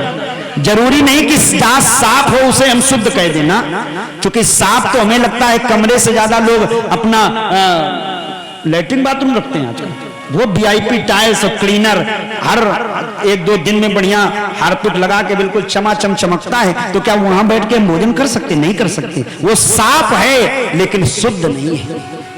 इसलिए चप्पल साफ हो सकती हैं, आपकी किचन की अलग हो सकती हैं, लेकिन वो शुद्ध नहीं। प्रयास करो किचन में अगर खड़े होके बनाना ही है, मान लो चूंकि किचन ऐसे चले हैं तो खड़े होके बनाएं, लेकिन नीचे कुछ बिछा लें। जरूरी नहीं कि चप्पलें पहन के बनाया जाए, नहीं तो चप्पल छाप भोजन खिलाते पिलाते रहो, अपना क्या है। तो चूंकि भोजन अगर होगा, देखो अब इस जगह एक और मैं आपको फर्क बता रहा हूं। बहुत ये शब्दों का चयन है और ये साहित्य में ही है। तो हम लोगों ने चूंकि पढ़ाई की, अभी भी हमारा स्टडी चल रही, तो रिसर्च रहता है। खाना, भोजन और प्रसाद, 3 चीजें हैं ना, खाना भोजन और प्रसाद। अब आप लोग इतने में बताओ, आप लोग खाना खाते हो? हाँ बिटिया सही कह रही है, वो क्या है हाथ नीचे करवा रहे हैं। अच्छा भोजन करते हो? देखो जो कहते हो बता डालो, उसमें क्या, भोजन करते हो। प्रसाद खाते हो? प्रसाद कौन कौन खाता है? प्रसाद सब खाते हैं। हाँ भाई यहाँ तो बड़े बड़े विद्वान आते रहे, यहाँ बहुत सालों से कथा हुई, ऐसा तो नहीं है ना, बहुत दिनों से। तो प्रसाद खाते हो सब लोग, बहुत अच्छी बात है। देखो प्रसाद खाना चाहिए। प्रसाद कैसे बनेगा? हमारे द्वारा बनाया गया भोजन जब भगवान को भोग लगा देते हैं, अब भोग लगाने के लिए जरूरी नहीं कि मंत्रा में तभी भोग, ना भोग लगाने का मतलब एक कौरा तोड़े और तोड़ के जय भगवान की, पहले लोग ऐसे करते हैं, कुछ लोग करते होंगे कि थाली आई, पैर छुआ, एक कौरा तोड़ा, पहले जय भगवान की तब खाया, ये भोग लग गया, बाकी भगवान खाते नहीं। ईमानदारी से बताओ, जितने लोग अभी अष्टमी नवमी को लोग पूड़ी और कुचैया लाएंगे और खूब चढ़ाएंगे, बताओ माता जी खाती? केवल भाव की ही तो है, और जब खाती नहीं तब हम खिलाते नहीं, खाने लगे तो लोग दूर से हाथ जोड़े, मैया बहू खाती है ना। तो भगवान खाता नहीं है। भोग ये जो हम थाली भगवान के सामने दिखा देते हैं, या अरे आप कर सको तो ये कर लो, मंत्र आता हो ना आता हो हमसे लिखवा लो, नहीं है तो कोई बात नहीं, कोई जरूरी नहीं मंत्र की, ना मंत्र आता हो कोई बात नहीं, तुलसी दल हो डाल दो, ना हो तो कोई बात नहीं, केवल हम अन्न तोड़ते समय भगवान का नाम लेके भोजन करें, वो प्रसाद भी बन जाता है। अब अगर आप केवल ऐसे थाली आई और बिल्कुल जुट गए इसे, ये टूट पड़े, बिल्कुल कभी देखा नहीं, ये कोरोना काल में लोग लंच पैकेट पे टूट रहे थे, हैं? तो ये क्या है? ये है खाना। अच्छा, खाना का उल्टा करो, खाना का उल्टा करो। अब आप लोग पढ़े लिखे हो, हिंदी में खाना को उल्टा करो, क्या होगा? ना, खाना कह रहा ना खा। अब हम लोग आधे लोग इसमें यही कहते होंगे, खाना लाओ, खाना मत कहा करो, भोजन कह सको, भोजन कहो, प्रसाद कह दो। हम लोगों के आश्रमों में तो भोजन भी नहीं कोई कहता, भैया प्रसादी, प्रसादी की सीताराम। हाँ, भंडारा जब चलता ना हम लोगों के यहाँ, हम लोगों आश्रम में चलता रहता रोज प्रतिदिन, तो हम लोग कहते प्रसादी की सीताराम, सब संत बैठ गए, पानी लगे, क्योंकि भगवान का भोग लग के आया, और जो भोग लग के आता है वो प्रसाद बन जाता है। तो अच्छा, मैं ये इसलिए कह रहा हूं, अब इसका एक साइंस का मैं आपको कारण बता रहा हूं, ये तो वैदिक प्रमाण मैंने आपको दिए।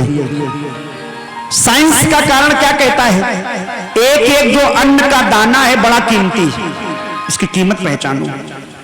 जितने लोग यहां बैठे हो, कभी भी अन्न का कण बर्बाद नहीं करना चाहिए, एक चीज याद रखना, उतना ही थाली में लिया जाए। एक जगह हमने देखा था कि उतना लोग थाली में बेकार न जाए नाली में। बड़ी अच्छी बात लगी हमें, क्योंकि हम देखते हैं आजकल लोग घरों में भी, और जब किसी के यहाँ शादी बारात में जाते तो प्लेट में इतना सारा भर लेते हैं, थोड़ा खाते फिर ऐसे डस्टबिन में डाल देते हैं। क्यों भाई? अरे उसकी कीमत जानो, वो जितना भोजन आपने बर्बाद किया है, इतने से किसी का पेट भर जाता।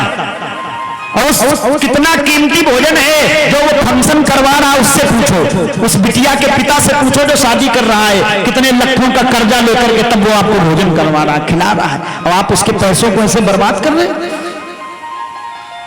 ये केवल अन्न बर्बाद नहीं हो रहा है, आपका दुर्भाग्य बर्बाद हो रहा है, ये मान के तो दुर्भाग्य है आपका, क्योंकि अन्न देवता होता है और अन्न को बर्बाद नहीं किया जाता है। अन्न की कीमत पहचानो। अभी कीमत नहीं समझ रहे हो, क्योंकि गेहूं मिल रहा है कंट्रोल में इस समय खूब फ्री, और कीमत अगर जानना है तो किसी उससे पूछो, किसान से, कि भैया अन्न कैसे पैदा होता है। हम लोग जब सर्दी में हीटर लगा के सोते हो, तब वो उस कटकटाती ठंड में रात में पानी लगाता है गेहूं में। हम लोग जब गर्मी में एसी चला के, कूलर चला के, पंखा चला के सोते हो, तब वो चिलचिलाती धूप में कटाई कर रहा होता है। हम लोग जब बरसात में घर के अंदर बढ़िया लिंटर के नीचे होते हैं, तब वो उस बरसते हुए जल में मेड़ लगा रहा होता। क्यों नहीं लेते? किसान कितनी मेहनत करता है, और एक एक दाना उगाता है, तब वो जाकर के कहीं अन्न बनता है, और हम लोग उसको बर्बाद कर देते हैं। प्रयास करो, आज से कथा में संकल्प ले लो।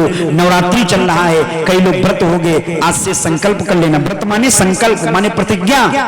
व्रत का मतलब मैंने एक दिन बताया था, व्रत का मतलब ये नहीं कि रोटी छोड़ दी तो व्रत हो रहा है, और सेब केला चल रहे हैं, व्रत है ना, तो 9 दिन में रौनक आ जाएगी ना, और क्या। कुछ लोग तो एक मारे हैं कि ठीक है श्रीमान जी लाएंगे, श्रीमती जी सब व्यवस्था करें, खाएं, बोले ओमा का कूटू पकौड़ी ले, यो ले, वो ले, व्रत है। व्रत का मतलब होता संकल्प, प्रतिज्ञा। आज एक प्रतिज्ञा कर डालो आप लोग कि आप किसी के यहाँ निमंत्रण में जाएंगे तो उतना ही प्लेट में लेंगे जो बर्बाद न जाए, एक भी दाना बर्बाद न जाए। कथा सुनना आपका सफल हो जाएगा और हमारा कहना सफल हो जाएगा, ये समझ लो आप। हाँ, बाकी बातें तो अलग है। और दूसरी बात, ये तो पहला पॉइंट, घर में भी, क्योंकि आजकल हम देखते हैं घरों में लोग, माताएं बहनें रोटी बना लेती हैं और इसके बाद फिर सुबह कूड़े में फेंक दी जाती है। घर वाली भी बर्बाद मत करिए, वैसे प्रयास करिए कि शाम वाली सुबह को खाई जा सकती है, सुबह वाली शाम को खाई जा सकती है। इसे हम बासी नहीं कहेंगे, क्योंकि आजकल फ्रिजें सबके पास है, लगा दो महीनों इसे रखे रहेंगे, लगा ये करते हैं लोग, सब लोग। अच्छी बात है, अन्न बर्बाद न करो, उसको खा पी डालो। और मान लो किसी कारणवश उसमें अगर आपको लग रहा कि ये खाने योग्य नहीं बची, महक रही, ऐसा भी ना खाओ, न डॉक्टर के पास जाना पड़ेगा। तो उससे बचने के लिए वो रोटियां कभी कूड़े वाले को न देना। वो गाड़ी बजाते आते ना, बड़ा अच्छा गाना लगता है, वो कौन गाता है? घर से कचरा निकाल, हाँ वो वाला, बड़ा अच्छा लगता है, हमें तो बड़ा सुंदर लगता है सुनने में। हाँ, तो वो लोग आते तो लोग उसमें रोटी भी डाल देते, कई बार हमने देखा है ना। गायें जो घूमती हैं इनको खिला दिया करो, पूजा भी हो जाएगी आपकी, अन्न भी बर्बाद नहीं जाएगा। और हम तो कहेंगे कि अगर महक नहीं रही तो वो शाम की रोटी सुबह खा लो, सुबह वाली शाम को खा ले वहां। लेकिन एक बड़ा विडंबना है आजकल, हम देखते हैं माताएं बहनें भैया लोग बोले सुबह की रोटी शाम को बासी हो गई, वो नहीं खाएंगे। हमारा लड़का जो पढ़ने वाला है, ब्रिलियंट है, वो बासी रोटी खाएगा क्या? कुछ लोग हमसे भी कहते हैं। हमने कहा अच्छा, हमने कहा सुबह वाली शाम को नहीं खिलाओगे, नहीं खाओगे। और ये बताओ जो बाजार से दुकान से डबल रोटी लाते हो वो बिल्कुल ताजी बन के है। ब्रेड जो खाते हो आप लोग, महीनों की सड़ी मैदा, उसको लोग कहते ये खाएगा हमारा बच्चा है।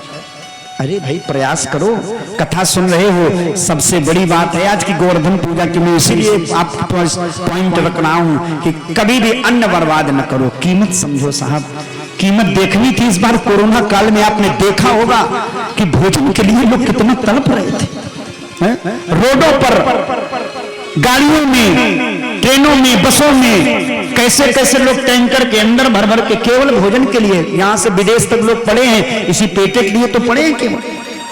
और वो बर्बाद किया जा रहा है। अन्न बर्बाद न करो, फंक्शन में जाओ तो किसी के यहां बर्बादी मत करो।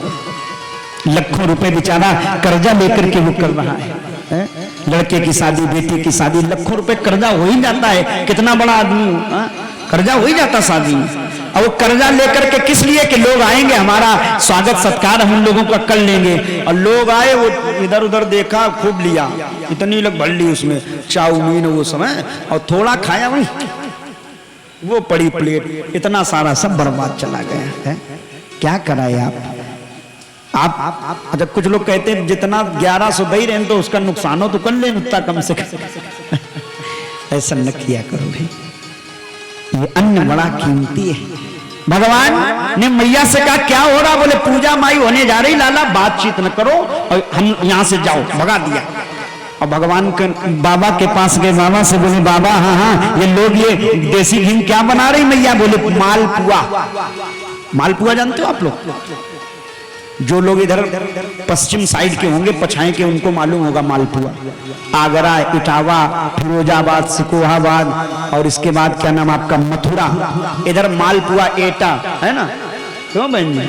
उधर सब मालपुआ चलते हैं। अपने इधर जो पुआ बनाते उधर मालपुआ बनाने का थोड़ा क्रम अलग है।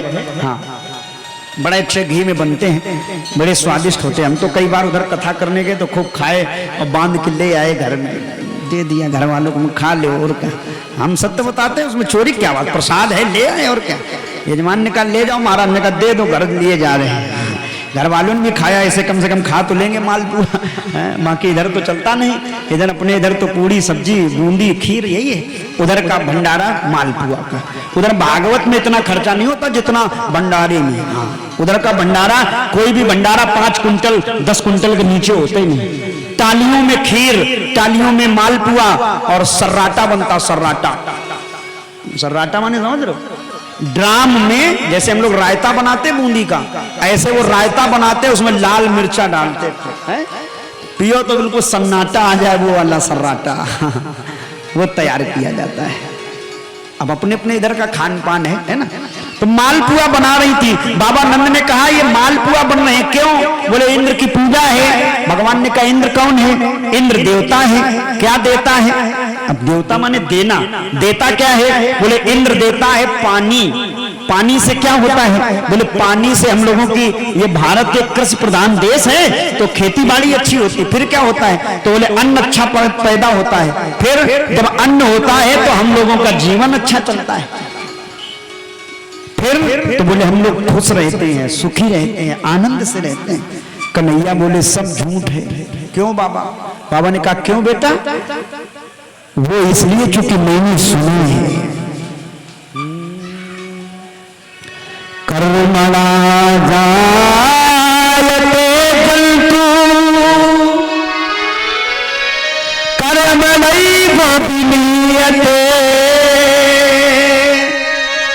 सुखम दुःखम भयम क्षेमं कर्मणैवाभिपद्यते। ये भागवत का श्लोक है। कर्मणा जायते जन्तुम, कर्म से ही व्यक्ति की पूजा होती, कर्म ही चलता है, कर्म से सुख और दुख मिलते। मैंने भी बताया था कर्म से ही सद्भाग्य और दुर्भाग्य।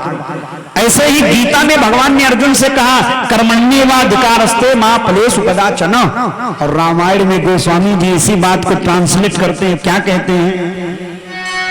हो कर्म प्रधान विश्व रचिता था,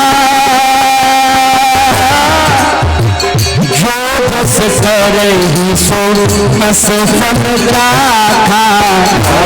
समझ लो, सिया राम जय जय राम, राम सिया राम जय जय राम।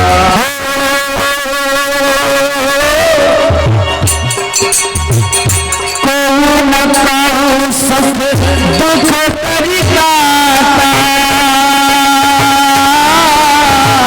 निज प्रत कर्म भोग सब भाता। राम सिया राम जय जय राम, राम सिया राम जय जय राम। कोई यहाँ सुख दुख देने वाला नहीं, सब अपने कर्मों के प्रभाव से सुख और दुख पाते हैं। किसी पर आरोप प्रत्यारोप लगाने की जरूरत नहीं, ये केवल सोच लो।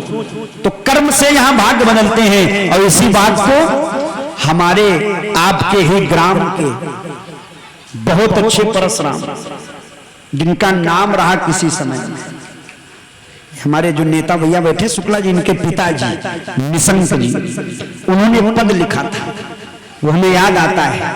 वो आज भी बहुत से परशुराम गाते हैं, यहाँ कर्म से भाग्य बदलते शर्मिष्ठा कल्याणी। यहाँ कर्म से भाग्य बदल जाते हैं, उनका ही पद है ये, सब रामलीला वाले गाते हैं। यहाँ कर्म से भाग्य बदलते शर्मिष्ठा कल्याणी।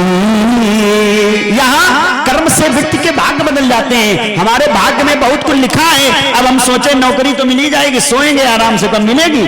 कर्म करना पड़ेगा। भोजन सामने रखा है तो क्या आपके मुंह में आएगा? उठा के खाना पड़ेगा, कर्म करना पड़ेगा। कर्म ही व्यक्ति की पूजा है। इधर भगवान कन्हैया ने कहा बाबा ये जो इंद्र है ये कुछ करने वाला नहीं, न ये सुख दे सकता न दुख। क्यों? ये तो देवता है, केवल खा सकता है बस, और कुछ नहीं कर सकता।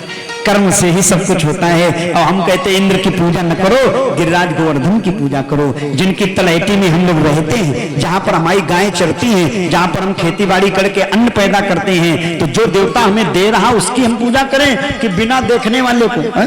और एक बार वो हमें मिले थे, बड़ा सा साफा बांध रखा था और हमसे कह देते लाला हम गोवर्धन देवता हैं, हमारी पूजा करवा दो। तो हमने आश्वासन दिया था तो मौका बहुत बढ़िया है, इंद्र की पूजा बंद, गोवर्धन की पूजा करवा लो। तो बाबा नंद ने कहा लाला ऐसे नहीं, पूरे गांव के लोगों को बुलाया, बैठाला, सबसे पूछा क्या करें? तो सबने कहा जो कन्हैया कहे वही करो। अब वोट इधर ज्यादा हो गया, कुछ लोगों ने विरोध भी किया, लेकिन जिधर ज्यादा सपोर्ट वोट उधर ही लोग फिर धीरे से लास्ट टाइम वही मोहर लगाए आते हैं, बोले जीतने वाले जिता दो। तो सबने कहा ठीक है। भगवान बोले ठीक नहीं है, हमारे गिरिराज भगवान जो है ना वो हल्के फुल्के देवता नहीं है कि केवल पूरी तोड़ के चढ़ा दो खा ले। आजकल ऐसे तो है, हमने देखा है। यहाँ इतनी माताएं बहनें बैठी, अष्टमी नवमी भी आ रही, आप लोग माता के दरबार में वो लाते हो ना चढ़ाने वाली कुचैया, अपने खाने के लिए इतनी बड़ी। ईमानदारी सोचो कभी, हम तो सब देखा करते थे, अनुमान लगाते ये सब क्या हो रहा है दुनिया में। अब माता जी के लिए इतनी बड़ी बड़ी वाह, कहो घर में कहो गिलसिया हो तो कहो गोल गोल काट ले खैया के, बिल्कुल ज्यादा न चली जाए, कहो पूड़ी आटा है काट के 11 और 9 7 जौन तो चढ़ा दी मैं ओम का चढ़ा मैं 2 रुपया और बगल में बिटियावत कही दे बिट्टी जैसे हम चलन तुम उठा ले लो अब घर का पैसा घर ही रहा है अरे भाई श्रद्धा है आपकी। तो भगवान कन्हैया ने कहा हमारे जो भगवान है ऐसे नहीं फिर वो तो खूब खाते हैं इसलिए 56 भोग बनाओ। कौन कौन? रबड़ी खीर मेवा लड्डू गठिया शक्कर पारे खजला जलेबी कला कंद बालू शाही है 56 गिनना आप लोग।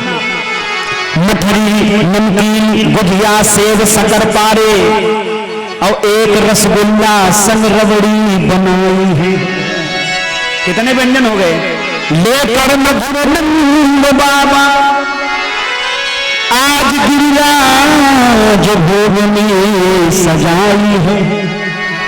लेकर गिरिराज आज भोग में सजाई है। सब सजा करके तैयार हुए और तैयार हुए तो अपने अपने वाहनों पर पूजन की सामग्री रखी और चले। तो चले तो कैसे चले? आप सब लोग जानते हो जब भी हम लोग मंदिर दर्शन करने कोई विशेष पूजा करने जाते हैं झंडा चढ़ाने मुंडन करवाने कंछेदन करवाने तो कैसे जाते हैं? केवल जाते नहीं है कुछ लोग अब यहाँ तो नहीं हमारे गांव की तरफ हमारे गांव में एक माता जी संबाहा मैया हमारे मैथा में तो वहां जब डाली चढ़ती है तो लड़का की शादी हो के आवे मुंडन कंछेदन जो भी तो माताएं ढोलक रख लेती ढोलक और फिर गाते बजाते जाती है ना तेरे दुआरे एक लंगड़ा ऐसे ऐसे गाती ना। हाँ तो आज वहां के लोग भी गाने गा बजा के चले और कैसे चले तो हम लोग भी चलेंगे ना तो गोवर्धन भगवान नीचे उठा के रख लो है ना। हाँ वहां से पूजन कराना।